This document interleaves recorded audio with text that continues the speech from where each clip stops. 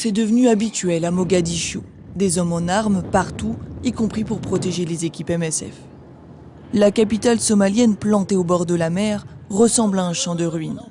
La situation s'améliore certes, mais très lentement, et la violence reste le lot quotidien des habitants. Le mois d'avril, les militants Shebab ont été repoussés de la ville. Et donc, à ce titre, il n'y a pas de conflit, mais il y a aussi moins d'assassinats, d'engins explosifs ou d'attentats qui sont perpétrés. Malgré tout, c'est pas parce qu'ils ont diminué qu'il n'y en a pas du tout. Donc, la situation reste toujours sensible. Et l'un des principaux risques sur Mogadiscio, c'est vraiment d'être au mauvais endroit au mauvais moment et d'être victime d'un attentat qui ciblerait l'AMISOM ou le gouvernement en place.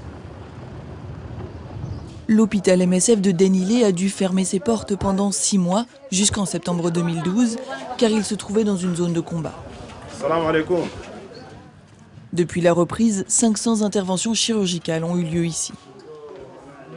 Donc cet enfant a été amené de Merka après une explosion.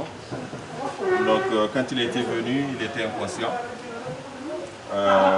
Il a eu une fracture au niveau du bras, une plaie au niveau de la jambe.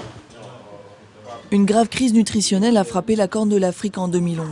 Depuis, la situation s'est améliorée, mais l'équilibre sanitaire reste fragile. Des épidémies de rougeole et de choléra peuvent s'ajouter au tableau. Au cours de l'année 2012, on a travaillé sur 5 sites dans la ville de Mogadiscio.